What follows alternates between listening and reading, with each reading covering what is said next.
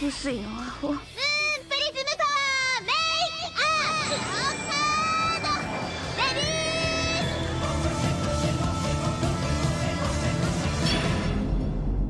Welcome to Shojo Tell, where we discuss shoujo manga and tell who's hot and who's not, talk about themes, and just generally geek out. Today, August 21st, 2022, so many twos, we'll be shoujo and telling about the series Marmalade Boy by Wataru Yoshizumi. I'm your host, Ashley McDonald, and I'm joined by Lucy, one of the co-hosts of the CLAMPcast in Wonderland podcast. Hello, Lucy. Hi, Ashley. You're back! I am back! Me and my co-host Robin joined you a while back to do a Paradise Kiss episode, which is so much fun. But this time I'm back, just me, solo. Which is mainly... So lonely. Yeah, so lonely. No. Well, I don't think Robin has ever read this, so I have great fondness for Marmalade Boy, so it seemed like an excellent excuse to finally revisit it, since I haven't really thought about it since, like, middle school. That's okay. I had never read it before at all, so we're gonna get into it. All right. So everybody, this beginning section is spoiler free. We'll try to just keep it really high level, like what this series is about, our general feelings about it, and then if you haven't read it before or watched the anime, which I've gathered is very different, you can pause it, and then we'll warn you about a spoiler section. All right. So first, Lucy. What is Marmalade Boy about? Okay, so Marmalade Boy follows Miki Koishikawa, a high schooler who lives a fairly normal life, that is, until her parents come back from a trip to Hawaii and announce that they've fallen in love. No, not rekindled their relationship. They met a couple on vacation and each fell in love with a member of that couple. The four of them decided the only logical thing was to divorce their current partners, get married to their new loves, and live in one giant house together with Miki and the other couple's teenage son, Yuu. Miki resists this at first, but comes to see how happy her parents are with this new arrangement and eventually adjusts to it. She also quickly adjusts to having Yuu as a stepbrother, and while he annoys her at first, her feelings start to change. Dun, dun, dun. And that's as far as I can go, really, without it getting too spoilery. But I do have a fun fact for you guys. And this was in the old Tokyo Pop printing of the manga that I reread. Apparently, Marmalade Boy was the first series Tokyo Pop printed in, like, the Japanese format without flipping comics to read in the Western style, which is so wild to think about, like, right now when virtually all manga is printed normal without being flipped. Like, can you imagine? No, I definitely read that note and I was like, where am I? What decade is this? Right? Yeah, there was a little note saying, like, we just started doing this. Would you like to see more manga like this? And I was like, ha! You have no idea. Yes, Tokyo Pop, we would. Mm-hmm. And I think this also kind of shows that Marmalade Boy was one of the first of its kind of this, like, kind of slice of life shoujo to be released in the US, at least during the heyday of the early 2000s when manga and anime, like, really started being brought over in a big way, especially, like, shoujo manga. The first 5 chapters of the series were also released in floppy comics, which they were doing for a while in this bygone era. Yeah. And I bought them at the time. I pulled a quote from the author's bio, which I think just, like, encapsulates the era. The Marmalade Boy anime served to heighten awareness of Yoshizumi-san's title to the point that even anime fandom in the US, starved for popular shoujo manga and anime, became aware of it. Just attempt a search for Wataru Yoshizumi or Marmalade Boy on any search engine, and you can find US fan sites for the series with as great of ease as Cowboy Bebop or Trigun, which really just, like, sets you in this era. Yeah, whoa. So Marmalade Boy really is, like, a little part of manga history, even here in the US, where I don't think it hit quite as big as it did in Japan, but it still kind of has that piece of our history. Yeah, I would say, like, for sure, like, Marmalade Boy, particularly because it has such a long anime, I'm like, we don't get that anymore. We don't even get shoujo anime, period. That one had a 76 episode anime. I'm like, that's ridiculous. Yeah. And, like, I watched the anime at the time, and it definitely lasts a while. You're like, it's very okay. So yeah, okay. So the next thing is, like, what's our level of familiarity with the series? So I was like, I know of Marmalade Boy before reading this manga right now. I had not watched the anime before. It's very long. So, and I think I've had the 8 volume. I knew I had the 8 volumes of Marmalade Boy for at least a year. And I just assumed that I didn't have all of them because I knew the anime was so long, and I thought that was like a Fushigi Yugi situation where they were like really faithfully adapting something that was longer. But no, it's more of a Full Moon situation where that was also 8 volumes, and they made it into like a 54 episode anime that diverges, from the manga and goes real slow. So I was wrong. That's what I say about that. Yeah, that length of the anime is definitely kind of intimidating now. Like, I think if it were being made now, it would maybe be like 26 episodes. I don't know. I feel like you could Yeah, they'd be condense. like, this is a 12 episode anime now. Yeah, right? Like, we don't need all this stuff in here. Like, they made Horimiya, which is much longer, into a 12 episode anime, and they crammed it all in there. And I'm like, I mean, good for you. You went way too fast, but like, that's what they would do. Yeah, why not? Why not? Yeah, Lucy, but you have a more storied history, clearly, with this series. It's kind of beloved to me just because I discovered the series when I was in middle school via like fan subbed VHS tapes that I would get. Such a throwback. I know, right? And I would get them. I wasn't old enough to have like the means of the internet to find them, but the local comic book store was actually like very welcoming of anime and very welcoming of like teen girls who wanted anime. And so they had like this back section that was like behind the counter and stuff where they kept the fan subs, and they'd give them out to you like for free, and you just bring them back when you brought back because they had like rentals also, so you would really easily like rent a normal thing, and they'd be like, hey, you can take some of these too, and just bring them back. And it was, you felt like you were part of this like exclusive little inner circle. Yeah. Part of a little like club there or something. Mm-hmm. And I distinctly remember the guy telling me like, oh yeah, this is really popular in Japan, but we'll never get it here, unfortunately. So when we eventually did, I remember being like, oh wow, things have changed. You're like, that guy's salty. Right? Oh man, and it was, I mean, I don't think I ever finished the anime. It's, like we were saying, it's really long, especially for a shoujo of this type. It's 76 episodes.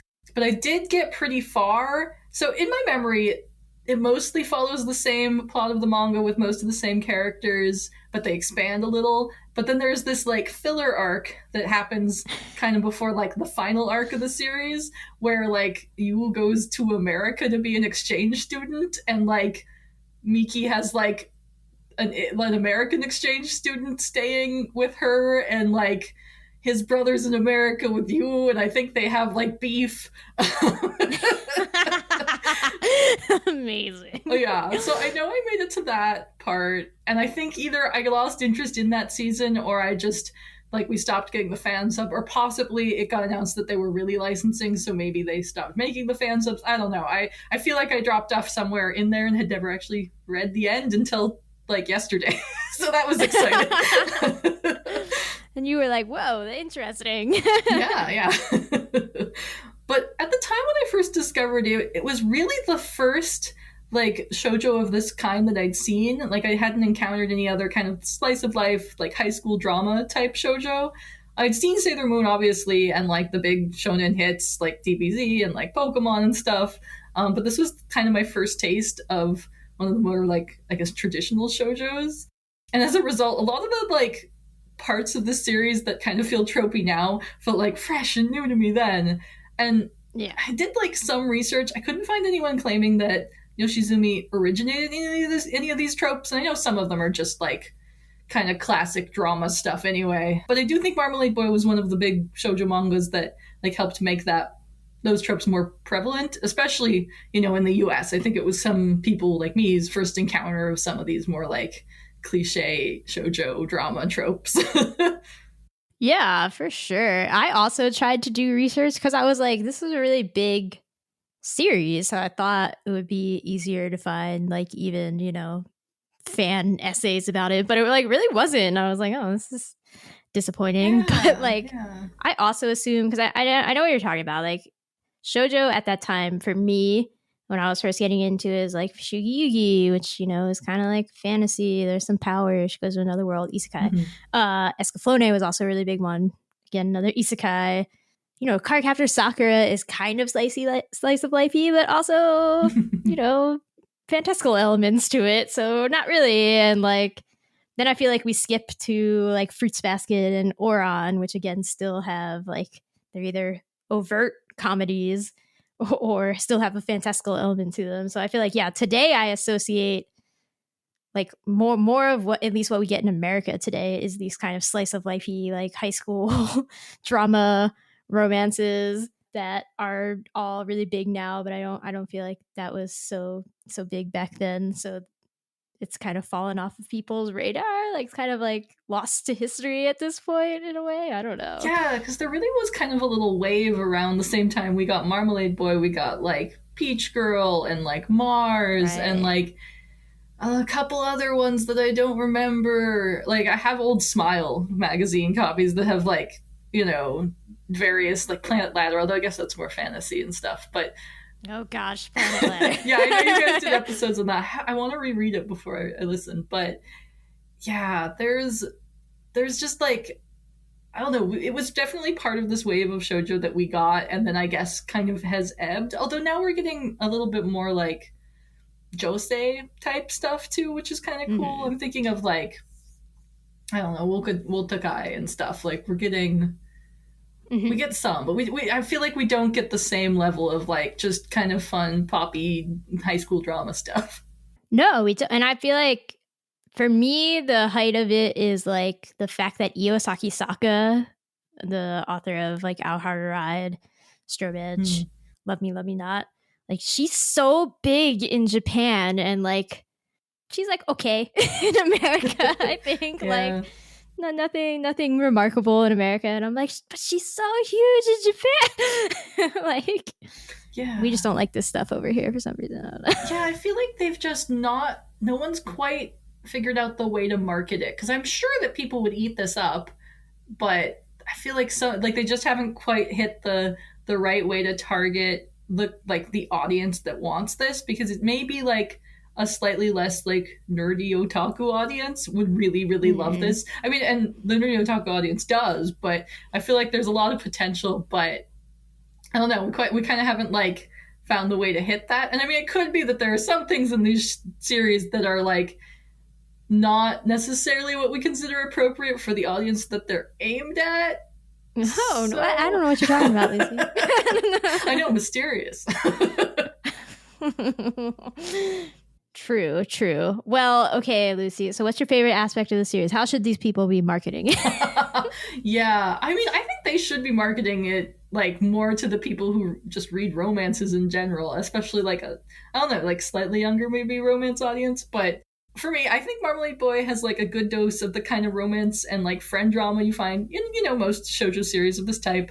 You've got miscommunications, love triangles, age gap relationships, unrequited love, rumored homosexuality. It's got it all. I forgot about the rumored homosexuality. Oh, it comes back a second time in the anime in that filler arc I discovered. Oh, great. Yeah, I mean, whether the series delivers on all of these aspects with the kind of like depth and satisfaction that I'd require now and probably could have used then, I don't know that it does, but I think it's still a fun read. And honestly, the big draw for me is like nostalgia, and you know, obviously it reminds me of a time in my life. And there are sort of some like weird similarities between me and like the series. Like I too worked at an ice cream store for my first job, which happened after I'd read this, but my aunt owns the ice cream store, so it was kind of like known that I would probably work there for my first job. And like one of her characters like ends up being a writer novelist magically quickly, and I'm like, I too would like to be magically quickly a writer or author, please. Right. I'm like, this is the kind of stuff that ruined me as a child. I thought doing that stuff was easy, and now I'm like, that is so hard. That's so hard. Yeah, but there's a lot of it in there, like a lot of stuff in there that I think like still, you know, kind of hits the right notes for me. So it's you know, got its quirks and it's like things that have not aged as well, but I still think it's like a fun read. Yeah. Well, so for me, I obviously don't have this nostalgia thing. And I agree that there are things in it I'm like, all right, we've moved past this as a culture, at least in America. We're over these tropes, right? To some degree. But for me, what I like about it is I used to be really, really into Gossip Girl. And, you know, at least in the show, it eventually has the thing where like Dan and Serena become step siblings, but they still want to like date and everything. And I'm like, it reminds me heavily of that. So, you know, the me who like that, and the me who also loves more contemporary slice of life shoujo that are kind of like, it's just, I can't think of a better word, but like wholesome, squeaky clean kind of stuff is more what we get. More mundane interactions, I feel. I think that Marmalade Boy is actually like a good balance between those two extremes because it never dwells on, like, it's so dramatic, but it never dwells on it too long, right? It's only 8 volumes, so any one argument only takes like 1 to 3 chapters to resolve. It's not like, and here's a 3-volume arc where the miscommunication just keeps getting out of hand. And you're like, I wish they would just talk to each other, you know? We don't really get that. But it's also like, there's, a lot of problematic relationships in here regardless of that. And you're like, all right, maybe I don't love that so much. I really kind of like our contemporary, like, wholesomeness that we've got going on. Yes. That's just me, for better or for worse. I'm not saying that that's all good either, but, you know, that's how I feel about that situation. Yeah, there are definitely times where I'm like, did we need this? Did we need this? Yeah. Oh, gosh. Well, we're going to get into it. So I do have to mention that Marmalade Boy is currently out of print in English. Lucy and I both read the super out of print Tokyo Pop versions here. Again, for better, for worse. But 7 Seas is going to release it in a collector's edition, I presume in the next year or two. Like, they announced it a couple of months ago, not even. So it shouldn't take them too long, but also it could take forever, so don't quote me. But you will be able to read it again soon, everybody. So that's good. Yeah, it's so exciting. And that news came like after we decided to make this episode. Right? It's just, we're very on the cutting edge, I guess. This is the exact same situation I got into with Jacob, where we got asked the question of whether Fruits Basket would ever get an anime again. We recorded the episode, and then like a week later, they were like, yeah, we're going to reboot it as an anime. And I was like, are you joking? Like, that's madness.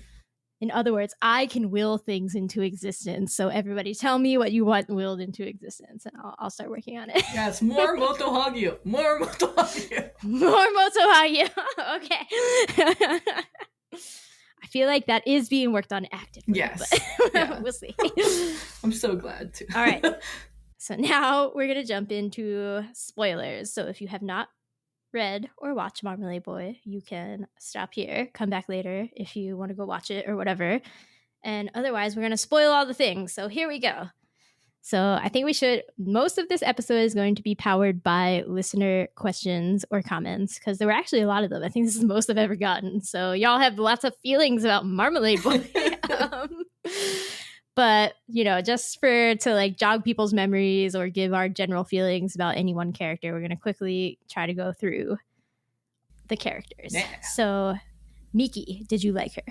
Yes, I like her. She's, you know, a little frustrating at times, but she feels very believably like 16 or whatever. And like her, you know, level of outrage or surprise or emotions kind of really fits with, you know, where she is in life. So I like her.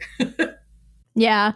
I feel like a lot of the characters actually have a good balance of, sometimes you're like, wow, that's really mature of you. You've really learned a lot. And then they do something like super dumb and you're like, yeah, you're a teenager. That makes sense. Yeah. Good balance. Yeah. In general, I think Miki is like cute and everything. I feel like we'll get into that later. But just like, Miki's cute. I love how she changes her hairstyle all the time. Sometimes I'm like, you look like Miyaka from Shikiyuki. That's fun. She has a range. She's good. And but you though. Ooh, he's trickier. I think I ultimately like him, but I definitely I think I'd like him better in like 10 years. Like, he needs to kind of get over himself and some of his stuff and like not be a jerk all the time, especially in the beginning. Yeah, this manga definitely has the syndrome where all of the guys are very pushy in the beginning, and you're like, you need to simmer down, sir. Yeah, they need to stop just kissing people. Like, I think I counted 4 non-consensual kisses. Like, in the total manga. One of them was more of a surprise than like a assault, but 3 of them I think were like Three of them were assaults. yeah. Yeah, which is, that's one every other volume, so that's not a great hit rate here. Yeah. And like the girls kind of, I mean, they're mostly I think guys. One of them might have been a girl, but doing the kissing. It's mostly the guys though. It's mostly you and Ginto. Let's be real. Yeah. So they need to like chill back and not do that. Yeah, and you like, what he likes about Miki is that he's like, you just have emotions all the time. You emote all the time, and it's so obvious what you're thinking. And he tries to like guard himself all the time, and it's like, yeah, bro, you need to talk. Use your words, okay? You have this one very particular problem that you make a lot of assumptions about, and they're all always wrong. So just use your words. Yeah, and he can be a little like patronizing, and I'm like, whoa, guy, you're also like 16. Like, I know you think you're mature and you're carrying the weight of the world, but like, back up. Yeah. He's one of those 90s anime boys where, like, in retrospect, you're like, the 90s were really good, though. So, like, what's your issue? Like, why are you so emo about this? Yeah. Like, there's no need for this.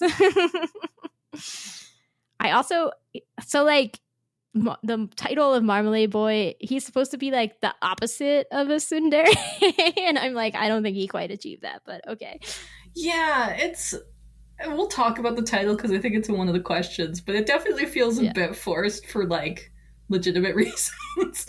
But yeah, I don't know. I go back and forth on him. Overall, I think he's good, but he's got some growing to do. Overall, he's okay. Yeah, I'm like, you're not my favorite boy. That's okay. Then we get Meiko, which, oh boy. Yeah, this character's a lot. I guess we should just address the age gap relationship in the room. She ends up in a relationship with her teacher. I think they met when she was in middle school before he was technically her teacher, which is skeezy in a different way. I was like, does that make it better, Lucy? I don't think it doesn't, so. But it's different. And it, at least he like has to resign over it and stuff. I mean, I guess we'll get to it, but I don't know. I kind of felt for her because, on the one hand, I understand she sort of feels like that character. I mean, I think I identified most with her. Like, I feel like she got like a little bit mature more like before the other people in her age range. So she kind of had that like slightly old soul vibe or whatever. Which is, cool, but it feels to me like now as an adult looking down, I'm like, ooh, that really did leave you open for this guy to kind of take advantage of you and your like lack of fitting in with your age group or whatever. But I mean, and it's portrayed in a romantic way, and like I guess sometimes those things can work out, but this was definitely one of the aspects we were like, did this need to happen? Yeah, so there's a lot of things in this manga I feel that in the setup of them, I was like, okay, you can set that up and you can still come to a good conclusion. Mm-hmm. And I don't feel like either of the big things, which is who is Yu's dad and this Meiko relationship with her teacher, who is Namura, I didn't feel like either of those came to a conclusion that I was like, I'm cool with that conclusion. No, not at all. Like, what is happening? Yeah, I agree. And I like Meiko, and I agree. I think especially when I said sometimes they, seem really mature, but then they do something really stupid, and you're like, yeah, you're 16 or whatever. I think that's super true of Meiko. Mm-hmm. Like, for the most part, it's like mature, trying really hard, doesn't fit in. Like, I agree. I was also kind of like that in high school. Like, I really always wanted like teacher's pet, like nonsense going on with me and everything. Never in a romantic way because that's weird and creepy. No, but like, I was like, I get it. That's cool. But then Meiko's just like, I will never love another person again. Like, it has to be Namura. And I'm like, no. You're 17, like it's not it. You don't know anything. Don't know anything. Yeah, and she's so staunchly like against marriage, but not relationships in the beginning because her parents are like in a horrible relationship that they refuse to get divorced, but they're both cheating on each other. And like, I don't know. I really like, I understood that from her perspective. I was like, yeah, I can see where you'd be like, romance is fine, but like marriage is a broken society thing. Yeah. Yeah. Yeah. But then by the end, she's just like, nope, I'll just move for the man and marry him, and yay. And I was like, oh. Right? And it was not like overtly discussed, that tension after that. Like, she didn't be like, oh yeah, you know, I decided to philosophically change my mind for XYZ reason. I don't feel like we were shown like XYZ reason either. And I'm just like, okay. Yeah, I feel like she kind of threw out a little like, oh yeah, I know I used to think that, but if it's him or something, and I was like, oh god, okay. I don't know that I'm satisfied by this. No, yeah, it's like, that is not a good answer. Nope. Mm-hmm. I did love her, like, the plotline of her becoming a budding novelist, where, like, in the beginning she's in the literature club and hangs out in the library, and, like, someone keeps being like, do you write? And they kind of, like, we'll get to the character, but encourage her to, like, actually write a novel. And then she, like, over the course of the summer, writes it, submits it for an award, wins the award, and basically becomes famous. Right? How much did that bother you as a writer? I was like, no. If you wrote that in the summer, it would not be good. It's unlikely you would write it in the summer, and then the award process, like, takes time. Yeah. You're like, they have to read it and read all these other submissions and then come together and like decide. Yeah. Especially because I think in Japan, summer break's not that long. Like, it's not like us where they have like 3 months off. So I was just like, no, I don't believe that this just happened while she was on summer break. Right, for sure. And I was trying to be like, all right, you know what?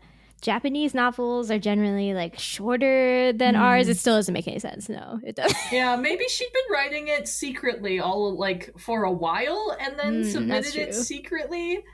But it definitely felt to me like it all happened in the summer. But I mean, it's fine. It's fantasy. It's like a, you know, wish fulfillment type part of the series. Like, that's okay. I can forgive a lot of that for the wish fulfillment of like teen fantasies. Like, that takes me a long way, but I'm still like a little irked.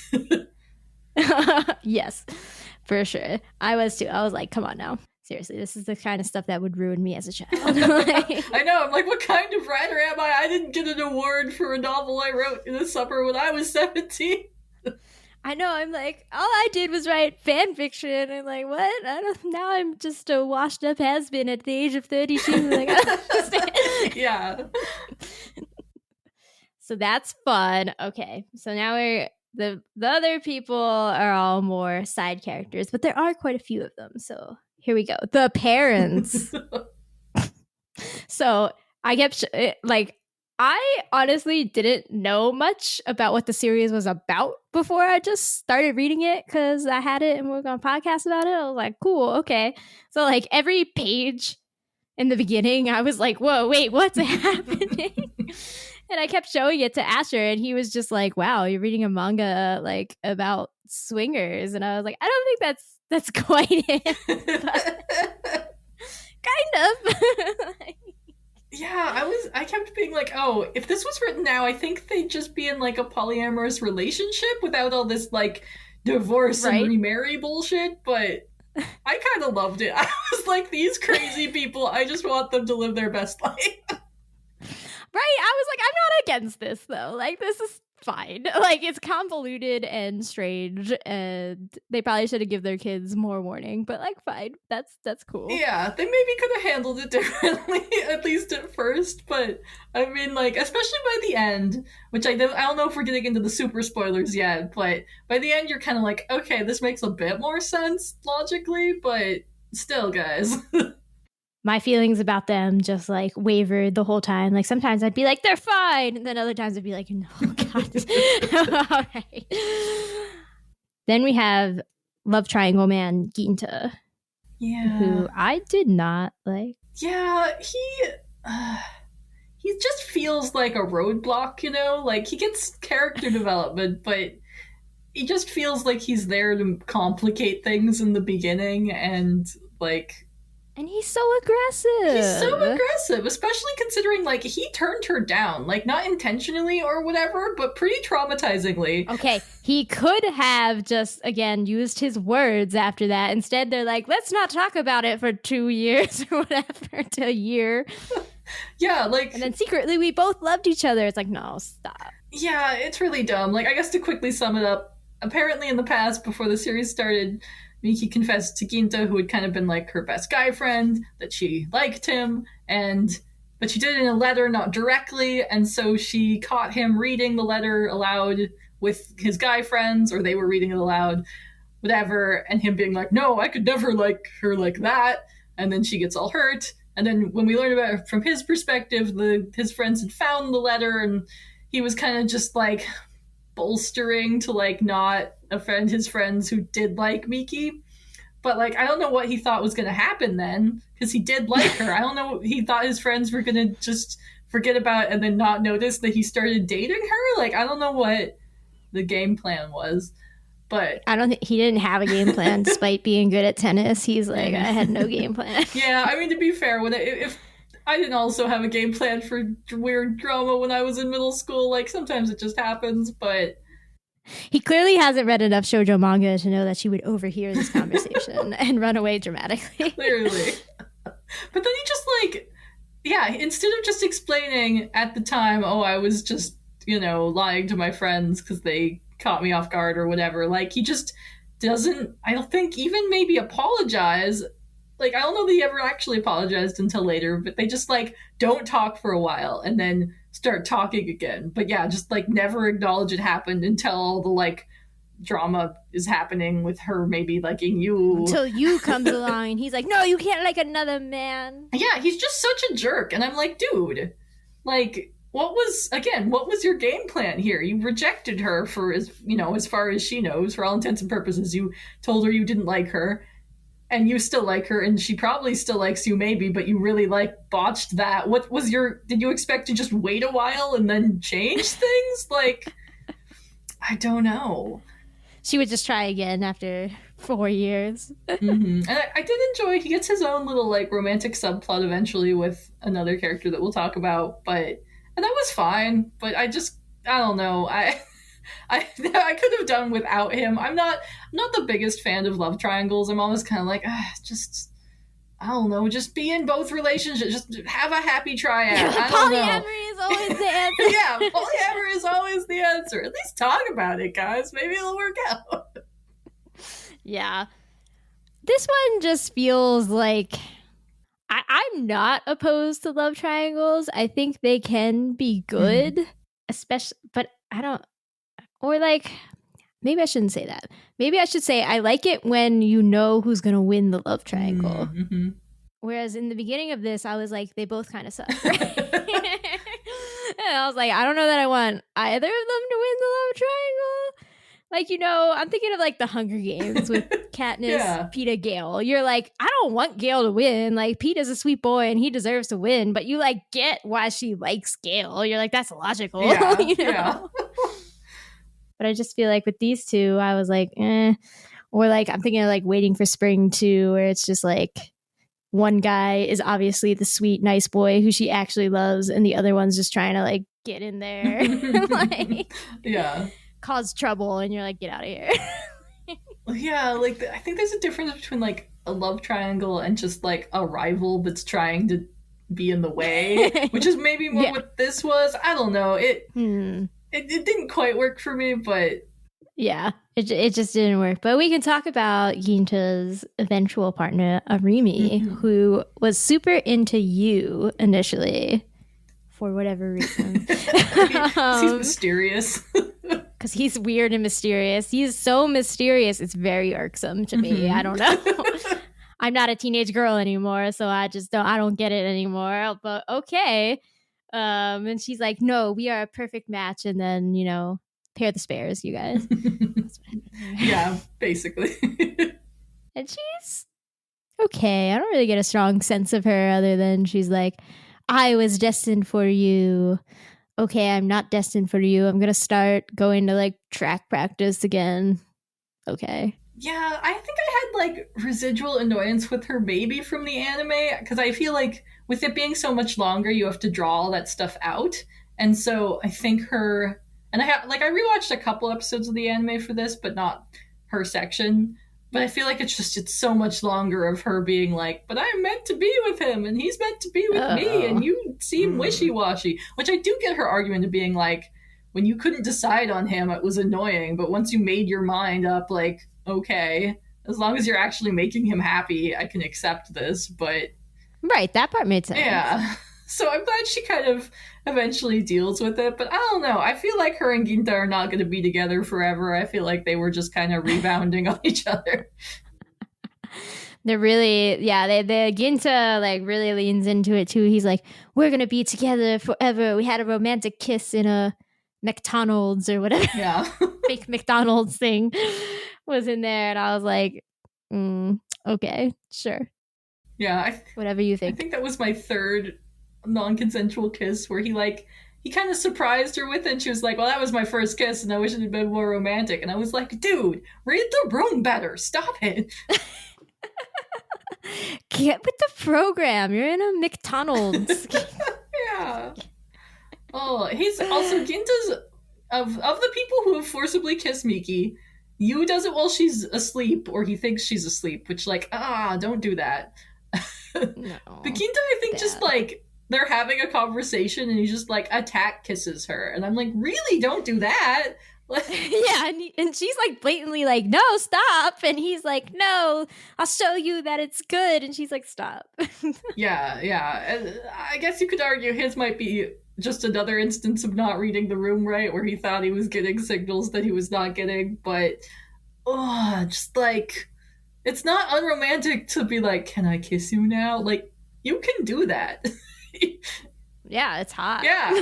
Like, and there are nonverbal cues too. Like, guys, let's not romanticize like just making assumptions. Yeah, making assumptions, not listening when they say no. Yeah, that's not. Yeah. This is definitely of a time. Mm-hmm. All right, so now we should talk about Meiko's potential partners, which are Namura and Miwa. And I would say with the teacher, I was like, good. He got, he resigned. He went into a different field. He was like, I'm going to prey on little girls. Maybe that's not good. I'll just go into a field where I interact with fewer young girls, right? I was like, cool. I was like, good, as responsible as possible. Like, okay. I was like, that's good. But then, she comes to get him in Hiroshima, and I was like, all right, he's still holding the line. He's like, no. And then he breaks, and I was like, oh no. He's like, oh, baby, you drive me crazy or something else. You make me lose control. I was like, ah. Yeah, I just, all kinds of uncomfortable. Like, and I mean, as a character, he's just kind of like blah to me. Like, he didn't have a great personality, and like, the whole relationship is just deep sigh. Deep sigh. I really like Miwa though. Yeah, I liked him a lot. I think when I was young, he was the one I thought was cute. Aw. I still think he's the cutest now. I would agree. Yeah, and then he's like, he's a bit pushy too, because all of them are pushy. Mm-hmm. But like a bit toned down, a bit like actually trying to get her to do something she wants to do, like write a novel apparently. Yeah. And I'm so upset for him that backfired on him. Yeah, I really did like, well, I guess we'll talk more about shipping later, but I liked his approach to her better, and he seemed like the most kind of like self-aware, I guess, of the characters. Like, he really had fun teasing them, but he also kind of knew when to stop and like step back. And there's this whole subplot where people think he and Yuu are dating or something, and he just kind of rolls with it and has fun, and like, it's fine. I wish that maybe someone had in this actually been gay, because we don't get any gay characters, but yeah, I liked him. I thought he was fun. Yeah, of course. I was like, of course the one with long hair, it's like, you gotta think that he's gay. But you have to emphasize what a playboy he is with all the girls, so that... Oh, yes. But actually, he's just a ladies' man, so it's good. Then we get a bunch of strange, in my opinion, side characters. So we get Rokutanda, who, first of all, has the best name. It does. Even as a kid, when I was like didn't speak any Japanese, watching these little fan subs with bad audio. I was like, Rokutanda is a really fun name. Rokutanda. What's his first name? Like Totsumu Rokutanda. Yeah, it's just something. it's so fun to say. Yeah. Tsutomu Rokutanda. And that's the only good quality about him. Yeah, his personality is that he has been in love with Arimi / stalking her since they were children and needs to back the hell up. He needs to stop. Yeah. And he initially had Delandau, like, parted hair, and I was Yes. like, you're evil, get out of here. Yeah, apparently in the anime he gets a love interest, but I don't remember how that happens. You're like, it shouldn't have. He doesn't deserve that happiness. Yeah, not yet. He needs to also work through some of his stuff. Yeah. Then we get Kay, who also works at the ice cream shop with Miki. And he has some weird mystery. He's secretly a great concert pianist. But he's like running away, and he's, last minute, like, you and Miki both think they're cheating on each other with different people. So, like, Miki's being accused of cheating with Kay, and I'm like, what's this? I don't need that. Yeah, I mean, at least the one accusing him was like a confused child or middle schooler. Like, yes, true. Like, so I felt like less bad about that. But that's definitely like, I like his plotline of the like he had been pressured, or he had enjoyed being a pianist, but then the pressure got to him so much that he had to just like have a rebellion and step away and not do anything for a while. Like, I was interested in that. Right. But like, he goes so hard after Miki. Like, she loses this very important bracelet, and he's about to like tell her he has it until she's like, "Oh, I got it for my boyfriend," and then he's like, "No, I keep it." And I'm like, dude. Yeah. Not cool. Again, I was like, I want to like you, but you make it so hard. Just Yeah. why? No, I did appreciate, his tension where he was like, I wanted to have fun playing the piano, and people were like, no, you gotta just play this song that you don't even like. And he's like, forget that. Yeah, I liked that part, because definitely anything in childhood that I did that I ended up quitting, it was that like I did okay at it, and then when it like got ramped up and became competitive, I didn't enjoy it anymore, and then I stopped doing it because there was just too much pressure, and I just wanted to like be on the swim team and be in a pool. I didn't want to compete or take ballet for the fun ballet, not the competition.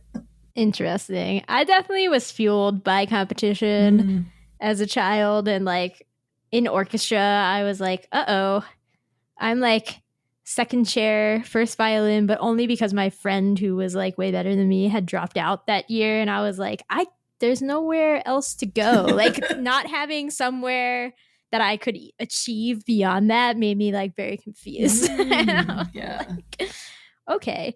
So I like needed that. But I understand that like I always feel this struggle of like doing anything, even doing this podcast half the time. I'm like, does this make the shoujo manga less enjoyable because I have to do it for a thing, Like, I'm like, this is a double-edged sword. Totally. Okay. Yeah, there's a magical thing. Like, I guess magical makes it sound good, and I don't think it is, but where like I can be really excited about a series, but then once it becomes like a thing I have to do, I'm like, no, I don't want to do it. I'm really going to enjoy it, and I know I like it, but I don't want to do it. Yeah, it's like, yeah, so I get him. And again, he's 16, so I'm like, he's silly about it. That's fine. Yeah. And here is the child that accused Kay and Miki of being in a relationship. Her name is Suzu. She is a model. She's a bit much. She seems nice, but like a bit much. Yeah. Overbearing. I wouldn't want to be her friend. Yeah. It'd be too much for me. Yeah, she was a really like, I guess she kind of maybe matched the guys in their level of like aggressiveness. Yeah, but she doesn't just try to randomly kiss all of them. Yeah, I appreciate that they mostly kept her like not part of the romance. Although later it's kind of hinted that she and Kay might end up, because she's like seems to have a crush on him. But I think they're closer in age, and like she's older at that point in the story.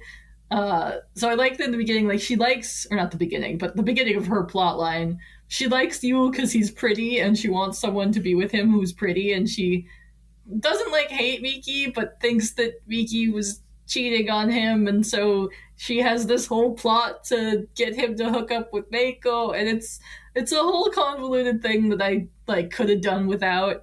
I don't like that. Like, I feel like all kind of romances have like the couple's finally gotten together, so now they each have to have a potential love interest that tests the relationship. Yeah, test the strength of your relationship here. Yeah, and I always kind of don't love that plot line, but it it was kind of fun. It's so high school to me, though. I understand it. Yeah, totally. And I mean, like, I do think people kind of need to go through things like that to understand, like, oh, this is what jealousy feels like, and I need to, be aware of that and like adjust to that and like trust my partner and stuff. Like, so I think there is a certain level of like, this is part of how you strengthen your relationship. But ooh, sometimes the drama just is too much for me.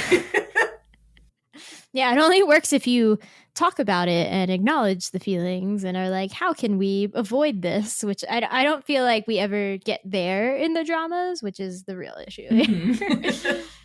But yeah, so now we're going to jump into all those listener questions / comments. Yeah. I kind of tried to put them in like, lump them a little so we don't like, jump around topics too much, but I'm sure that will still happen, so be warned. So at C Edwards 0527 on Twitter said or asked, what do you think the appeal of Marmalade Boy is? Yeah, I mean, I think we talked about this a little earlier, but I think the appeal is kind of these like various kind of like high drama relationships, like I was teasing in the beginning where it's like, oh, age gap, oh, parents switching parents, oh, your stepbrother. Like, it definitely plays up a lot of these just like really dramatic, not super likely to happen in reality. Certainly wouldn't be fun if they happened in reality, like kind of just like fantasy and then sometimes like wish fulfillment things. And I don't know, I think there's something fun and kind of cathartic about reading about that in like this very like detached from reality way, so I think it's good for that. Yeah, I think like, again, I think it strikes a good balance of being like over the top drama but also grounded enough in real life that you're like, okay, but you still totally understand that it's a dramatization of like, and it's like any one of those things would maybe happen, like maybe you would have parents who switch partners. Fine, like that's weird enough on its own. Maybe you would fall in love with your step-sibling, like fine. Like maybe one of your friends would fall in love with a teacher. For it all to happen, within the span of 8 volumes is like, cool. Wow, so much.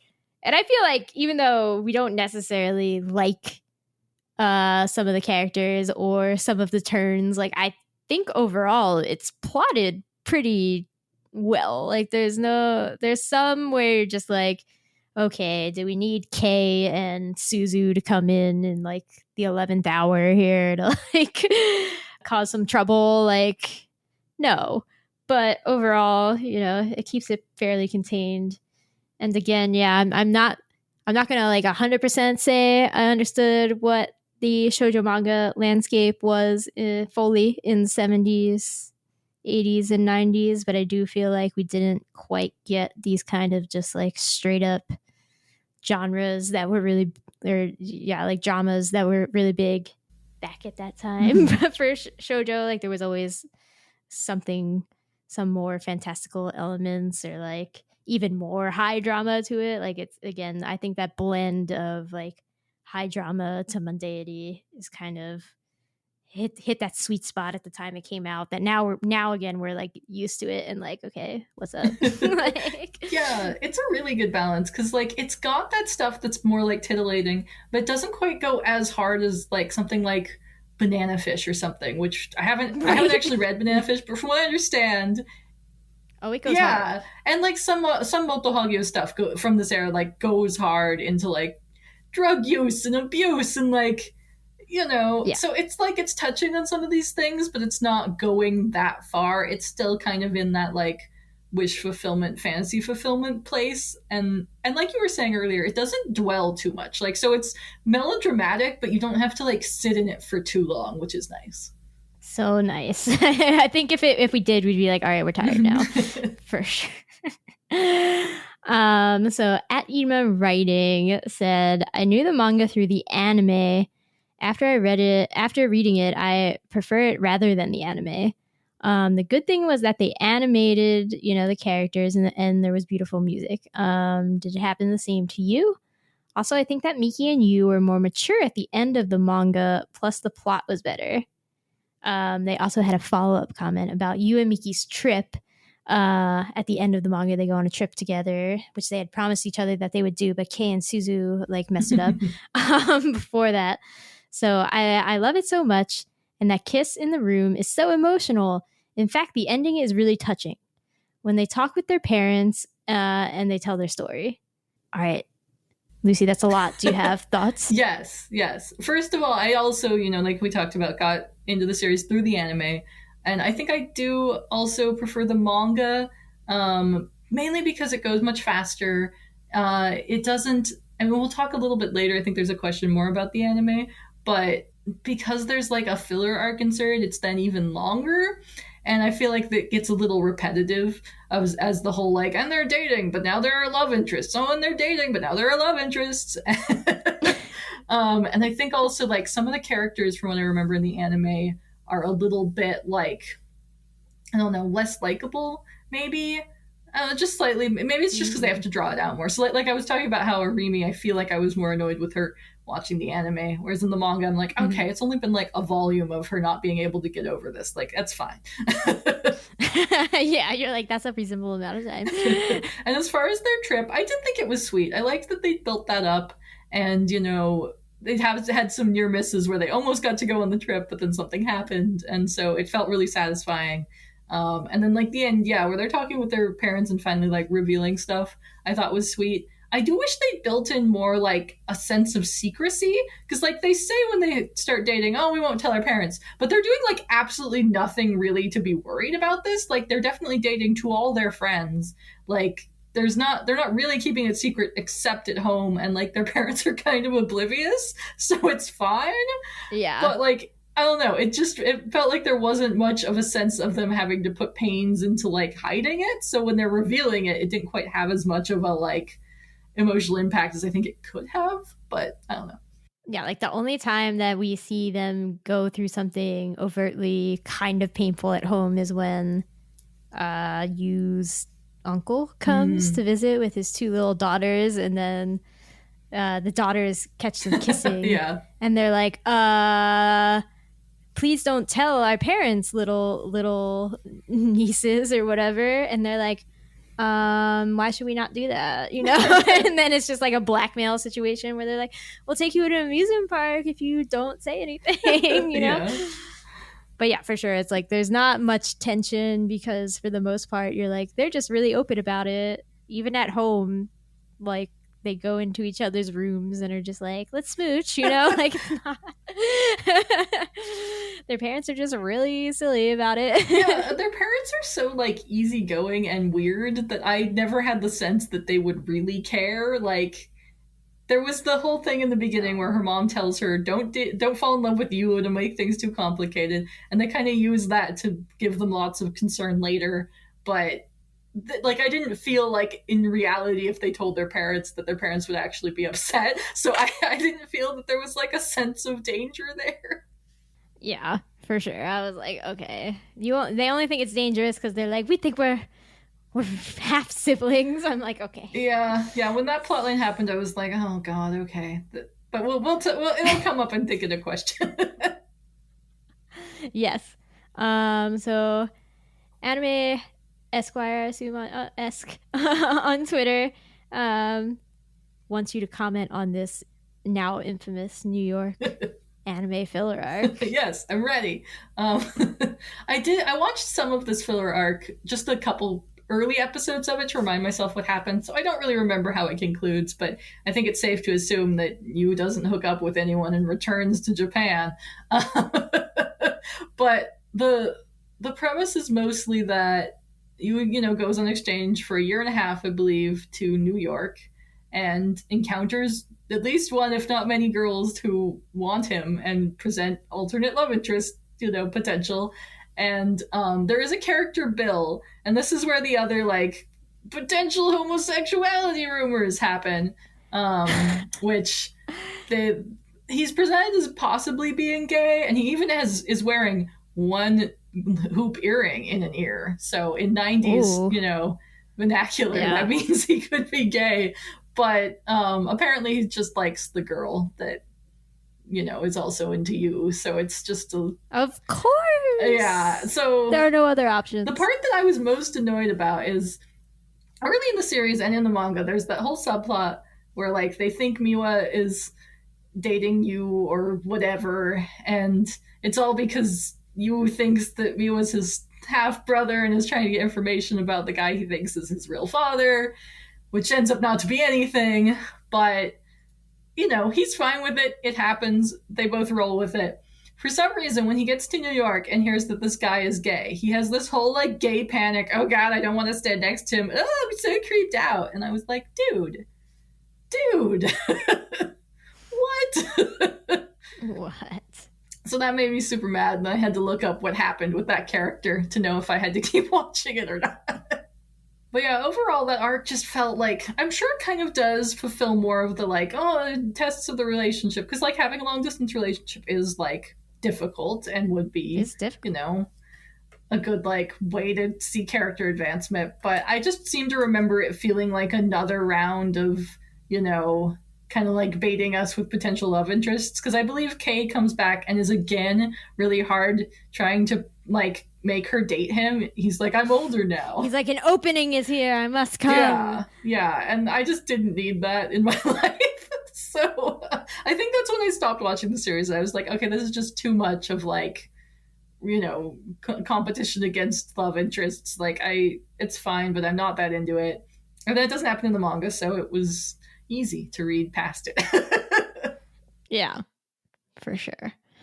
No, I'm like, maybe I should watch the anime. I'm like, this anime is so long. We have such short attention spans now. I'm like, Asher and I have been watching Code Geass, and I'm like, there's 50-something episodes. Oh, yeah.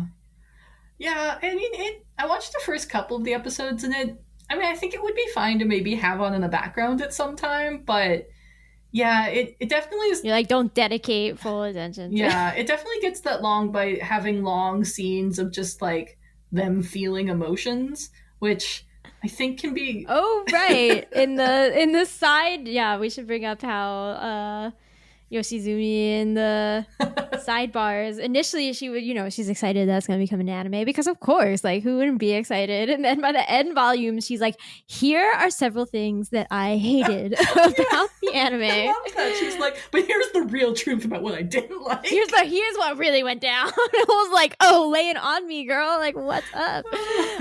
So she was like, I really just hate like how long, how many and how long the kissing scenes are. She's like, that scene with you kissing her when she's asleep in the nurse's office, she's like, in the manga that was like, it should have been, a second. He does it really fast because he's doing it illicitly and he knows that and he's trying to get away with something. And she's like, in the anime, it was like 12 seconds. So long, and I hate it. And I was like, yes, tell me more. Yeah, it's kind of true. She also complained about how Miki's always wearing blue and pink, and it's her least favorite color combination. And it's kind of true. Like, her bed's that color, she's frequently wearing it. Like, I was watching for it, and I was like, you're not wrong. You're not wrong, right? Yeah, I really loved the volume 8 sidebars. I was like, ooh, these are going hard. Tell me more. This is the drama I'm actually here for. Like, yeah. But the anime does kind of hit that, like, 90s pastel shoujo thing. Like, when they have strong emotions, it's like the scene will kind of shift into, like, just straight up screen tones everywhere. No, it's like they'll shift the colors. So they'll do that like reverse where like blue becomes red or whatever, so it feels like you're outside of the moment or whatever. But they also do it kind of so everything's a bit more pastel. So it really feels like just like 90s pastel dream. And I mean, the arts like and animation could be much better, but yeah, so I think if you like that era and you kind of want to just like sort of sink into that like era of shoujo, like this is a good series for that. Nice. Yeah. I mean, her complaints about the anime and like the pacing of how do you do some romantic scenes like that are kind of why I usually prefer to read shoujo manga. Like I find that the pacing in anime is either like I'm like you should have lingered on that scene more, or like yeah, apparently they're gonna linger on it for 20 seconds and I'm like that's too long. I don't need to look at this still for that long, you know? Like Yeah. whereas when you're reading, you can kind of control the dramatic moments that you either want to linger on or not linger on. I think that's hard to transfer into animation where it's like, yes, happens in a set time, in a set motion, you know? So I really liked those thoughts. They were funny. Yeah, those little asides in the comic. I always love that about shoujo comics, especially where they have the little asides. But hers were just like everything. She was like, I hang out with this manga artist and this manga artist, and we like to go get tea. Yeah, she's like, I am best friends with the Paradise Kiss manga artist, and I went on a trip with the Sailor Moon manga artist. Like, all right, humble brag some more. Like, let's go. Yeah. Jesus. All right. So at Lum Rama Yasha, who's one of the hosts of the Manga Mavericks podcast, had lots of questions / comments. So let's begin this fun little trip down here. Okay, so first they ask about our hopes for the 7 Seas releases in terms of localization changes, improvements. Listen, there's lots of room for improvements here. I could not stand how there were not, like, when they were not speaking in contractions half of the time. So they speak like, I am very disappointed and this is not good. And just stuff like that all over the place. And I was like, why? It's so weird in English. Like, that's not, unless you're putting really hard emphasis on the verb, like, this is not good. Like, you know, like some emphasis has to happen there. And I was like, I don't know what's going on here. These people sound like English is their second language at this point, and that's not great. Oh, Miwa and Yuu also at one point kept talking about how their parents were like swapping mates, and I was like, stop saying mates. Like, that's really bad. Partners, just say partners. Yeah. The first couple volumes of the Tokyo Pop version also openly acknowledged in the same way that they were like, this is the first manga that we're publishing where we didn't flip it to Americanize it. Like, how do you like that? They were also like, we're going to teach you Japanese. So they didn't. So for like it wasn't very long. It was like 2 or 3 volumes. They decided not to translate some of the more common words that we all as weebs and otaku know. So like they were like, we're just left in baka and sugoi and all these things. And I was like, this is what ruined us as children. Thanks to Tokyo Pop. Yeah, that last one especially really, I have kind of a pet peeve about that, where like it annoys me when they don't translate things that have very obvious like translations that we can just like, it just takes me out of the moment. I like when people leave in like san and chan, because like we don't really have a way of conveying that in English, and it is sometimes very helpful. Yeah, that would be fine, but they didn't do that at all here. Yeah. Like, okay. Yeah, it felt very forced. Like, it really did remind me of being like a middle schooler and my friends using, and me using those words, and now I'm like, oh, cringe. Yeah, exactly. I was like, oh, this is what made me and my friends like this when we were 14, like running around yelling kawaii. And I'm like, oh gosh. Yeah. The one that always gets me too from this book and also other things from this era is they'll kind of use like very like hip modern slang that's really specific to that era and like America and dates it so instantly. And so I hope they kind of avoid that. Maybe try and have it be a little bit more timely or more like something that they would have said in Japan or something. I don't remember a specific instance, but that kind of always jumps out at me. Yeah. The other thing I would say is I would really like fewer sentence constructions where you as a pronoun is used along with you, his name. Yeah. Because half the time you didn't need either his name or like pronoun. It's like, I love you. And I'm like, shut up. No. Like, did not just leave off his name or just have it be only his name. Pick one. One thing I did appreciate in the anime filler stuff is that they, because he's in America, they do actually like acknowledge that. Oh, they acknowledge that. Yeah, okay, and I think that the exchange student who's in Japan also is like, wow, your name is super confusing. And I'm like, it is kind of. It really is. But like, yeah, you know, I'm glad the anime actually makes fun of that because that, like, you know, I was complaining about it to Asher and he's like, well, that's only a problem in English. And I was like, I know, but you don't need to write it out like this. Like, there's no reason. Yeah, there's definitely moments where Miki's like talking to a friend or whatever, and she's like, I love you. And I'm like, wait, what? Oh, there's a W, not an O. I see. Yeah, right? I was like, this is hard for me when I don't have parts of my middle vision anymore. Sometimes I'm like, which one is it? Okay, wait. Yeah. Okay. And so much of like reading and spelling comprehension is us just like seeing the word as a whole and not necessarily each individual letter. So it just took a little bit, I think, extra brain power to acknowledge that as a separate word when your brain sees the shape of it and is like, this is clearly the word you. Yeah. I was like, come on. There like, you're not always going to be able to get rid of it, but there were very short sentences where I was like, I feel like you could have just picked one of those and it would have been fine. Yeah, like obviously I don't think they should like change his name or like do anything drastic, but yeah, just a little extra care to try and kind of like work around those moments. I think they could also choose, perhaps as a way to get your eye to be less confused about it, to use like the character, the caret over the U to denote that it's both U's instead of the same length as our pronoun U. Yeah, I think I agree. I think I would rather see it like, yeah, YU with the bar. Like, yeah, that would be better. Yeah. So I'm like, there are solutions to this. I think it can be, I hope it is handled better.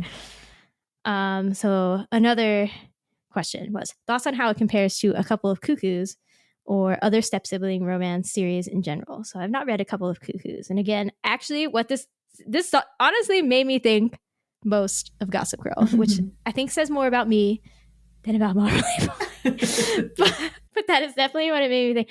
And I think what disappoints me about this one, or like it doesn't disappoint me, but it's like weird and confusing to me, is that when they first move in together and they're like, oh, we shouldn't, you know, like, and the mom tells her not to get in the relationship with him and like all these other reasons, they don't ever be like, we shouldn't date because we're step siblings. Actually, like that's never a thing that either of them says from what I recall. They only start talking about it when they're like, oh, well, we might be half siblings, and that's like a line that maybe we don't want to cross. And so like I do feel like normally when step siblings get together, that's still kind of a morally gray area that they have to work through. So I was just a bit confused like why they didn't do that. Yeah, it felt so much to me like they weren't step siblings. Like I guess they literally are because they are, but yeah, it didn't really feel like they were playing up that aspect at all, because like they didn't meet until like they were suddenly step siblings. It's not like they grown up together, right. And like he went to school and mostly just behaved like another boy in her classroom. Like there was early on some like titillation about like, but he lives with her, but you know that dropped away pretty quickly. And like yeah, so I don't know. I also haven't read A Couple of Cuckoos, and I don't know. I know this comes up in other things, but I haven't seen it much from like the like shoujo girl perspective. I feel like it usually comes up as like a kind of weird fan service thing, and like I don't know, other. I'm thinking of like I guess it's a cousin or whatever in Sword Art Online, where like his cousin sister or whatever is in love with him. I mostly see it like in those shows more. Obviously it does happen in shoujo, but it always makes me think of this, so I think this is just like eclipsed other thing. You're like, yeah, that makes sense.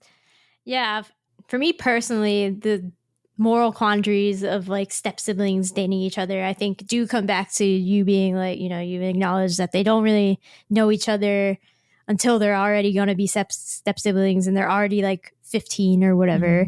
So it's kind of like 15, 16. So they didn't grow up together. So to me, I'm like, I think it's fine if they date. Like, I think that makes sense. it can be a little weird, like sure, whatever. But like I think like overall it's fine.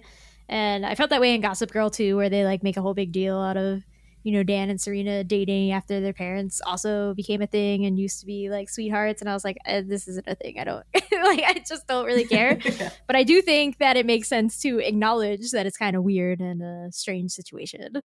Yeah.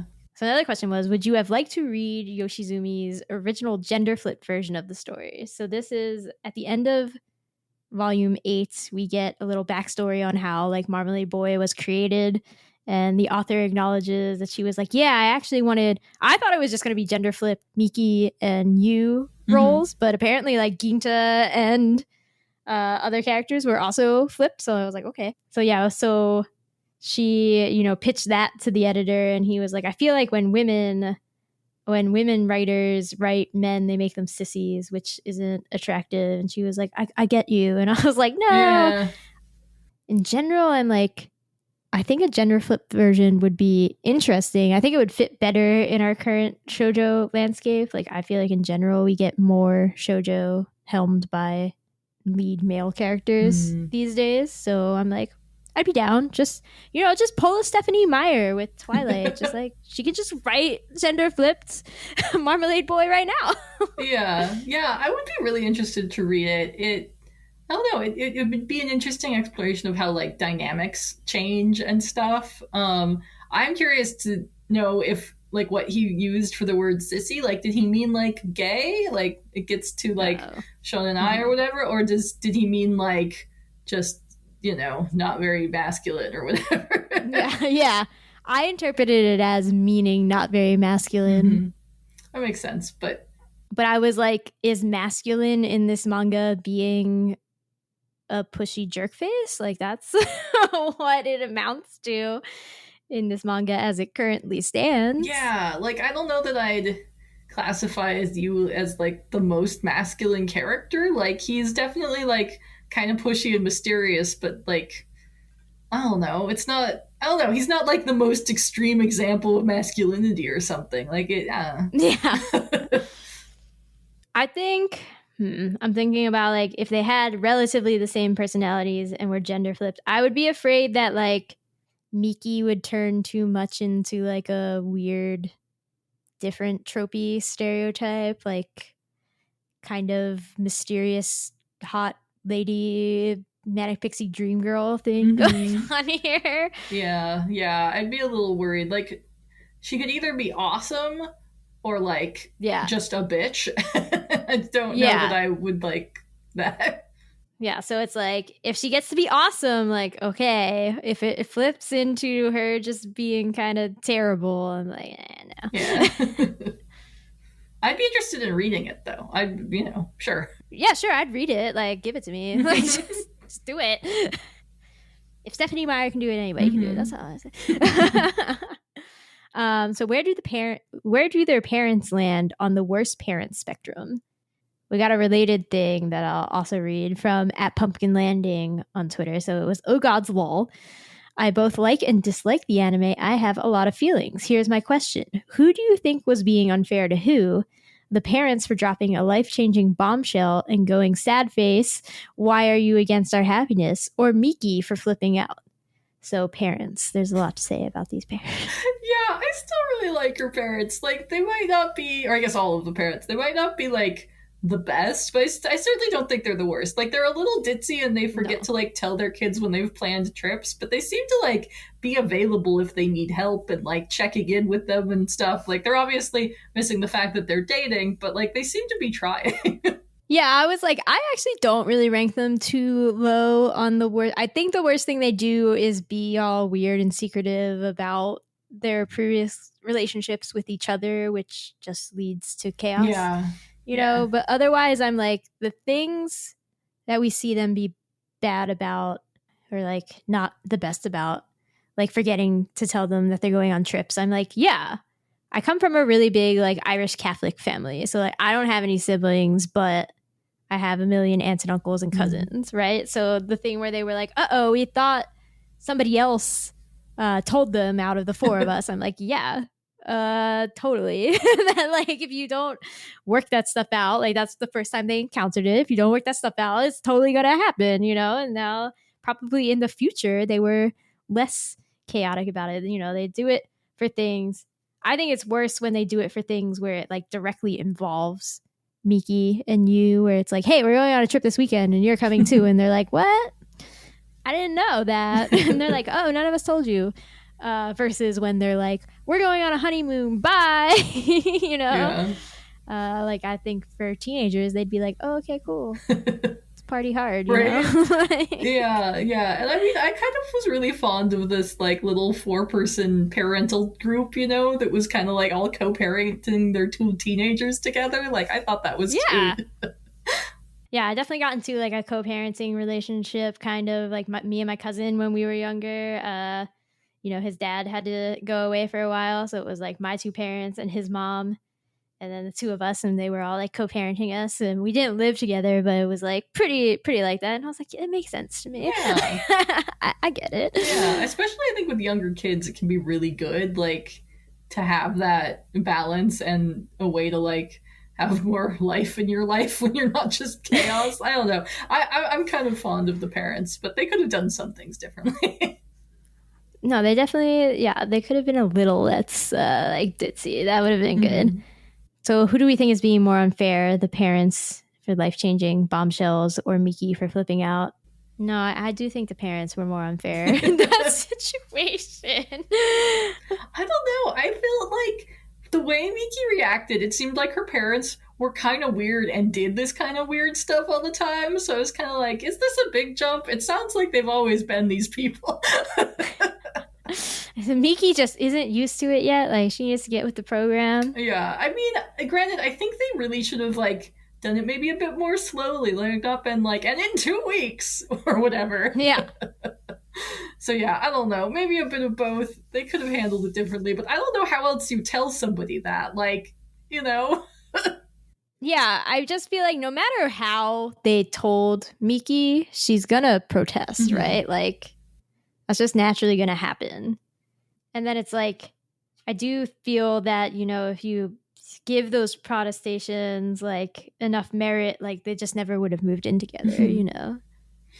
Yeah, and I do think that like them all living together was kind of the best possible thing, because like it didn't, like they describe it, they're like, you're not going to have a different parent relationship, we're just going to have different relationships, we're trying to keep like your life as normal as possible, which is good.